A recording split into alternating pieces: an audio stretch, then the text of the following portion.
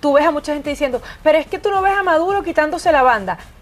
Pero es que eso no es de un día para otro, no es que ganó la elección y al día siguiente se fue. Hace falta quizás una serie de organizaciones, condiciones que hagan que esa persona que en algún momento quiere desconocer una elección se vea obligado a reconocerla. No es que él sale inocentemente porque se volvió demócrata de un día para otro, porque se tomó una cerveza y se volvió así. Tú veías en 1990 a el señor Daniel Ortega quitarse la banda y entregársela a Violetica. Por supuesto que no. Lo que importa es que la gente entienda que no se está inventando, no se está fabulando, que sucedió. Los militares venezolanos están absolutamente comprometidos y son muy leales a Maduro, no porque sean respetuosos de la constituyente y porque sean buenos y quieren a Nicolás Maduro, sino porque tienen muchísimos negocios y están en puestos de mando de empresas estratégicas, del petróleo y de una retaila de cosas que les han hecho no solo engordar las barrigas, sino también engordarse los bolsillos. ¿Y qué va a pasar aquí? Eso no lo sabe nadie, no sabemos qué va a pasar, pero lo que sí sabemos es que pasó en otros lugares. Hemos llegado al capítulo 28, Elías Pino en medio de un fuerte aguacero, sin camarógrafo, pero venciendo todos los obstáculos que nos ha puesto la patria hoy. ¿Cómo estás? Hola, ciertamente has hecho una proeza para que trabajemos hoy un rato con nuestros temas del Manual de Malas Maneras. Qué bueno. Bueno, y el de hoy lo habíamos discutido justamente en esa panadería donde siempre hacemos esa lluvia de ideas, y es esa conseja que se repite cuando la gente está muy molesta y dice, es que dictadura no sale con votos, pero hay precedentes internacionales de que sí se puede salir de un proceso autoritario con votos, pero también con organización. No es que tú vas a ir a la urna, depositaste tu voto y esa persona que es totalitarista, autoritaria va a decir, uy, me fui por la fuerza de los votos. No ocurre así. Pero ¿qué respondes tú a quienes dicen dictadura no sale con votos? Pues lo único que le puedo responder es que revisen un poco la historia reciente y encontrarán que están equivocados. Desde luego que una primera impresión, o la que sale de la superficialidad o de la ignorancia, indica que la fuerza bruta va a dominar a la fuerza a la fuerza débil, digámoslo así. Es decir, el autoritarismo se va a imponer contra la voluntad popular. Pero no es así en los hechos concretos, que es lo que importa. Claro que aquí hay un primer elemento que es muy importante, en lo que es el voto. El voto tiene que convertirse en la bendición de los gobiernos. Entonces, tanto a la dictadura como a los opositores de la dictadura les conviene el voto. Un voto libre en el caso de las oposiciones, un voto reglamentado e impuesto o controlado en el caso de los gobiernos o de las dictaduras, perdón, eso es absolutamente comprensible y eso siempre ha pasado. Pero el punto está en que sin voto no hay vida. Así como decían antes, sin tetas no hay paraíso, sin voto no hay vida. Por eso a las dictaduras les encanta el voto. Se proclaman como defensoras del voto y dicen que están en las alturas del poder debido a la voluntad popular. Esa es la ventaja que tenemos en principio. En todos los tiempos el voto es necesario, es mejor dicho, es imprescindible. Y es tan imprescindible que el mismo autoritarismo quiere que votes, aunque sea controlado, aunque sea con su Consejo Nacional Electoral amañado y rojito. Esta semana Maduro en su programa decía, somos el país con más elecciones, hemos tenido 29 procesos electorales, y hay que verle la cara a que sí. Sí, la verdad, hay verdad, 29 procesos electorales, muchos de ellos amañados, muchos de ellos sin transparencia, sin observación y con cualquier tipo de artimañas. Pero, si bien... pero él habla del voto. Él habla del voto porque lo necesita también para lavarse la cara frente al mundo, a pesar de que en el último proceso electoral de 2018 nadie le creyó, y por eso fue que Juan Guaidó se pudo juramentar como presidente interino, y bueno, todo se derrumbó dentro de ti, dentro de mí, eso ya lo sabemos, pero eso ocurrió. Pero lo que quería ir es que si bien directamente votando, quizás esa persona que está al frente del régimen autoritario no va a salir y decir, toma, te entrego la banda, hay un proceso atrás. Y hay muchísimos antecedentes latinoamericanos. Y uno está aquí cerquita no, aquí mismo en la patria de Bolívar. Y es lo que pasó con el plebiscito contra Marcos Pérez Jiménez a finales de diciembre de ese año, antes de que cayera, entre comillas, la dictadura. Pero como el historiador aquí eres tú, ¿por qué fue tan importante ese proceso que, entre comillas, el dictador desconoció? porque se le vio la costura. Esa es la explicación. Todos estos procesos electorales impuestos por las dictaduras o controlados por las dictaduras necesitan superar la barrera de las apariencias, que se vea o que se aparenten que funcionan y que se respetó la voluntad popular. Eso no ocurre en el caso del plebiscito convocado por Pérez Jiménez. Primer punto es el siguiente.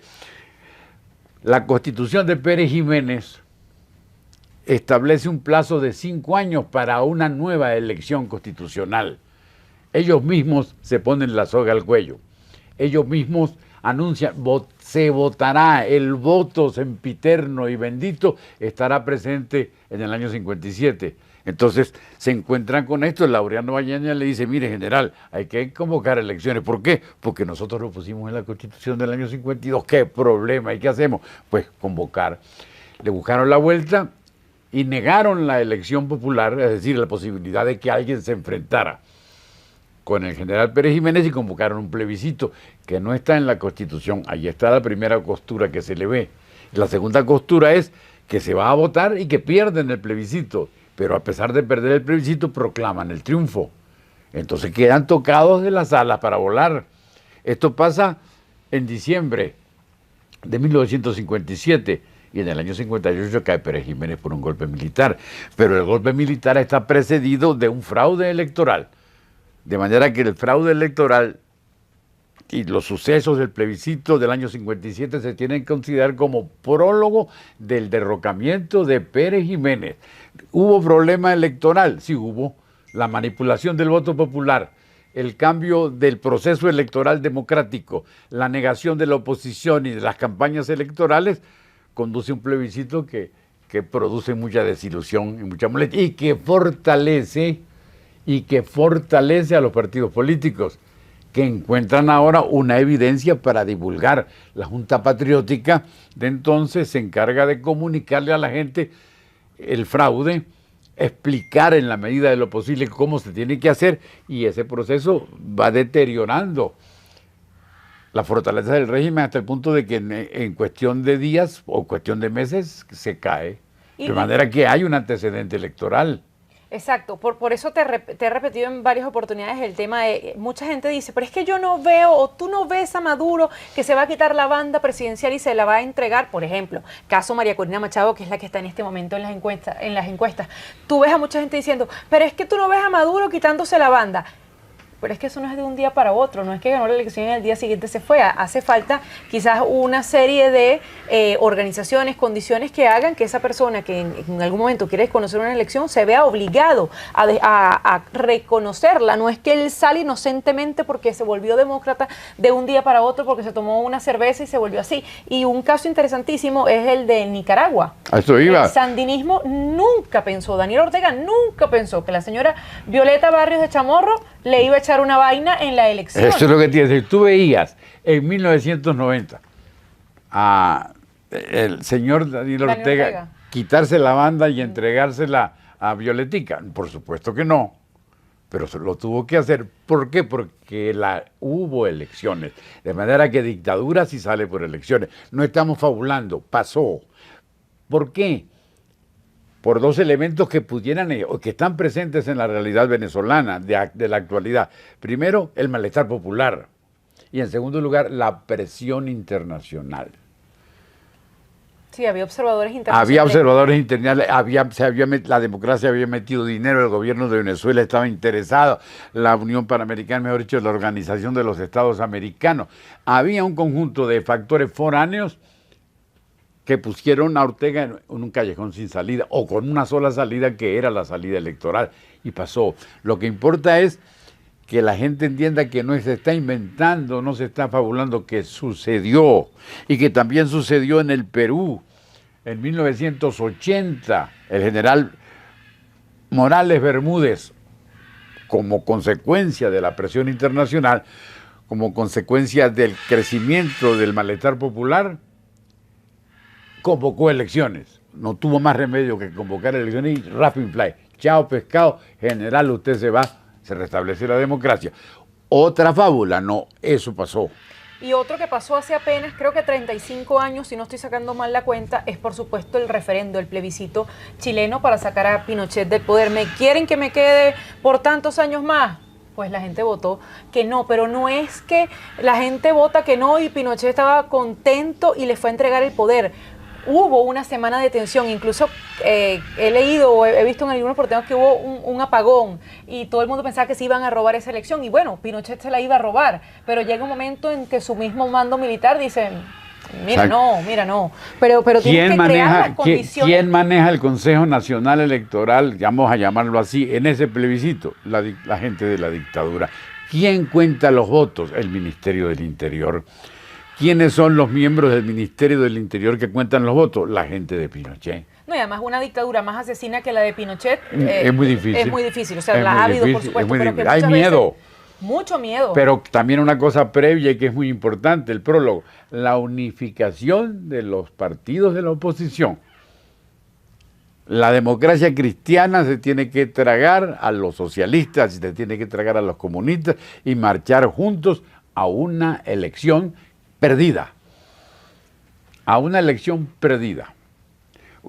Hay una película muy famosa que se hizo muy popular que describe los acontecimientos, no sé si tú la viste. Sí, se llama No. No. Por la campaña por el referendo y el publicista que hizo el Chile, la alegría. Porque ya me gustó, lo del publicista es muy importante. ¿Qué es lo que refleja esa película? En primer lugar, la unificación política. Pero la unificación política de la oposición no conduce a nada sin el elemento técnico profesional. Y el elemento técnico profesional está resumido o personificado en ese momento en el actor, en el publicista que es un actor mexicano muy conocido. Gael García Bernal, ese chamito que hace un papel generalmente muy bueno en todas sus películas, representa la parte técnica profesional sin la cual no se puede lograr un triunfo político. La unificación política de la oposición. Sí, Gael García Bernal no va para ninguna parte. Que es el actor. Que sea claro, que es el actor, que es el profesional, no va para ninguna parte. De manera que hay dos ingredientes fundamentales. La unidad de los partidos, pese a sus diferencias, y en segundo lugar, la búsqueda del elemento profesional que abra el camino de la victoria. Pero como yo siempre a ti te tengo que aterrizar porque yo pienso en lo que te van a responder mientras hablas, voy de nuevo al tema militar. Los militares venezolanos están absolutamente comprometidos y son muy leales a Maduro, no porque sean respetuosos de la constituyente y porque sean buenos y quieren a Nicolás Maduro, sino porque tienen muchísimos negocios y están en puestos de mando de empresas estratégicas, del petróleo y de una retaila de cosas que les han hecho no solo engordar las barrigas, sino también engordarse los bolsillos. No sé si estos ejemplos quizás se trasladen a este momento venezolano donde los militares a lo mejor dicen, bueno, perdió, pero yo no voy a perder mi comodidad en el poder con una gente que viene con un hacha a sacarme y a procesarme ante la justicia internacional o a la justicia interna. Y con tanto odio que hay en este país, bueno, a lo mejor esa justicia me puede llegar y la puedo pasar muy mal, ¿no? Es sacar una matemática básica y simple. Pero eso es una suposición. Ok.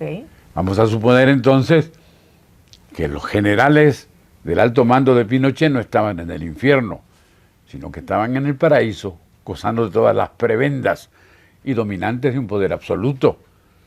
Y el general de la aviación dice, parece que ganó el no.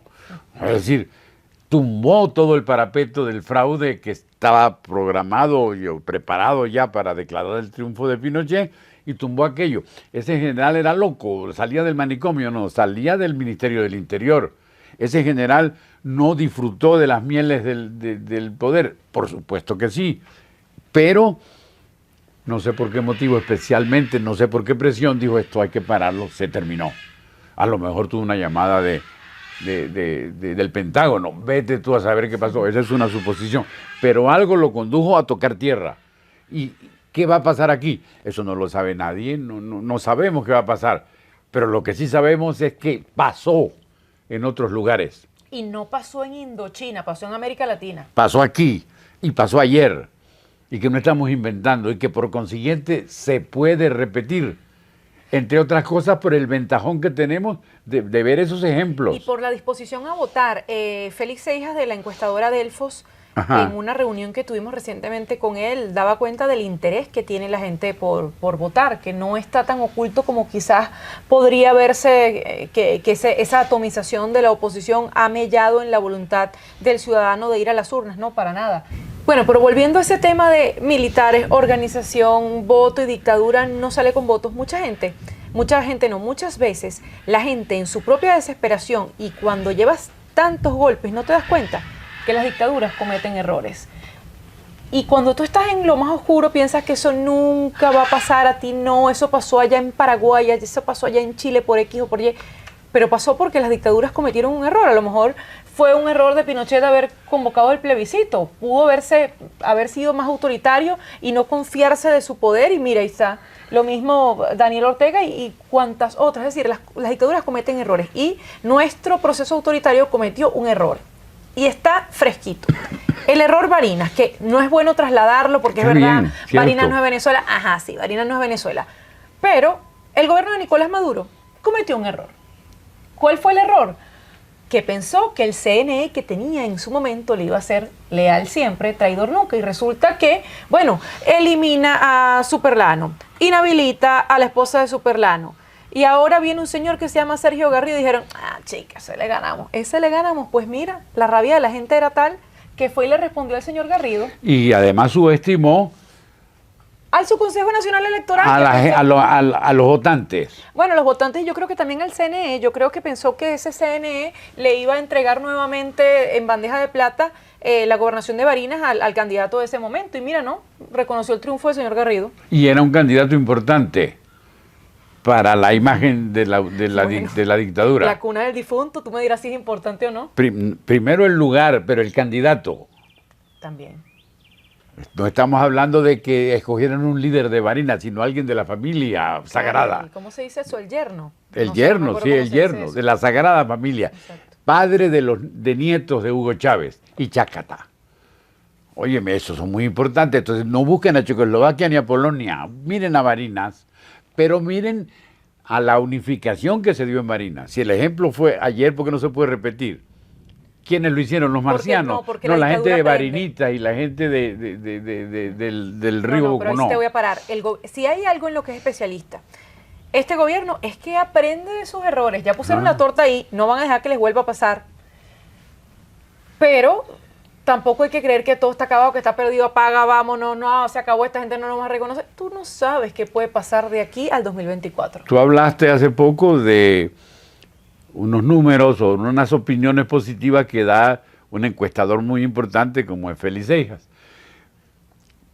Está determinada, está confirmada la voluntad de votar. La gente quiere votar. La gente no oculta la voluntad de votar. Eso es un elemento fundamental para mirar con buenos ojos lo que viene. La cada vez mayor presencia de las gentes en las comunidades cuando van los candidatos refleja en primer lugar entusiasmo, pero en segundo lugar también refleja organización. Las reuniones de María Corina Machado, por lo menos las que se ven más multitudinarias, María Corina Machado, Prosperi y Capriles, generalmente están abarrotadas.